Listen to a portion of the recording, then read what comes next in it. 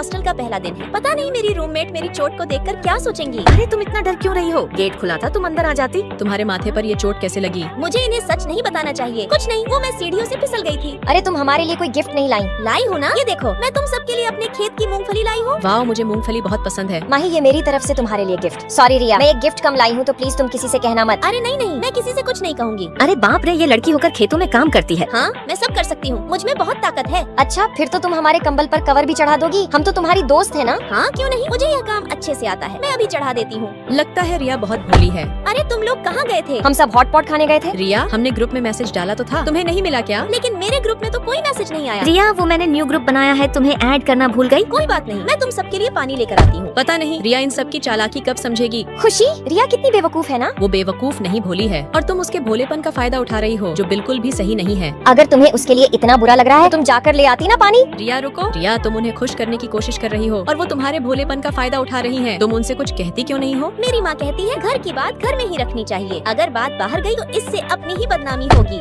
माँ, आपको पापा ने फिर से मारा। माँ, आप कुछ कहती क्यों नहीं हो? आखिर हम कब तक पापा के जुल्म सहते रहेंगे? मैं जा रही हूँ उनके खिलाफ पुलिस में कंप्लेंट करने। नहीं बेटा, ऐसा मत करना। पुलिस आई तो लोग क्या सोचेंगे? इससे हमारे ही बदनामी होगी, सब लोग हम पर हंसेंगे। घर की बात है, घर में ही रहने दो। माँ, मैंने यहाँ अपनी स्कूल फीस के लिए पैसे बचा कर रखे थे, कहाँ गए? बेटा, वो तेरा चचेरा भाई विशाल आया था, वो ले गया। क्या वो फिर से मेरी स्कूल फीस के पैसे ले गया? मैं अभी उससे लेकर आती हूँ। नहीं बेटा, रुक जाइए, तू क्या कर रही है? तू उससे पैसे लेकर आएगी तो रिश्तेदारों में हमारी क्या इज्जत रह जाएगी? कोई हमसे रिश्ता नहीं रखेगा। रिया, तुम्हारी माँ गलत कहती है, गलत बात का जवाब देना चाहिए, क्योंकि जितना जुल्म करना गलत है उतना ही जुल्म सहना भी गलत है। मैं क्लास में होती तभी ग्रुप में मेरे खिलाफ एक मैसेज आता जिसमें लिखा था कि मैंने किसी से उधार पैसे लिए हैं और मैं उसके पैसे लौटा नहीं रही। मैसेज पढ़कर सभी स्टूडेंट मुझे देखकर बातें बनाते। रिया, ग्रुप में मैसेज आया है, तुमने उधार पैसे लिए हैं और लौटा नहीं रही। नहीं, मैंने कोई पैसे नहीं लिए। रिया, ये किसी की साजिश है तुम्हें फंसाने के लिए। तुम्हें इसके खिलाफ आवाज उठानी होगी, वरना लोग तुम्हें ही गलत समझेंगे। ये सब झूठ है, मैंने किसी से कोई पैसे नहीं लिए। मैम, ये किसी की साजिश है मुझे फंसाने के लिए। मैं चाहती हूँ आप सच का पता लगाएं। टीना, इस भीगी बिल्ली में इतनी हिम्मत कहाँ से आई? सभी स्टूडेंट मुझे अपना फोन चेक कराएं। वेरी गुड रिया। देखना अब सब सच सामने आ जाएगा। खुशी, तो ये झूठा मैसेज तुमने किया था। सॉरी मैम, मैंने तो सिर्फ मजाक किया था। सॉरी रिया, मुझसे गलती हो गई, मुझे माफ कर दो। अरे ये खुशी कितनी झूठी है ना। खुशी ने ये बिल्कुल अच्छा नहीं किया। देखा रिया, अपने हक के लिए लड़ने से इज्जत कम नहीं होती, बल्कि अपनी सेल्फ रिस्पेक्ट बढ़ती है। फिर मैं अपनी माँ को मैसेज करती, माँ अपने हक के लिए लड़ना जरूरी है, क्योंकि जो खुद के लिए आवाज नहीं उठाते तो ये दुनिया उनकी खामोशी को उनकी कमजोरी समझ लेती है। मैंने सही कहा तो लाइक सब्सक्राइब करके कमेंट में जरूर बताना।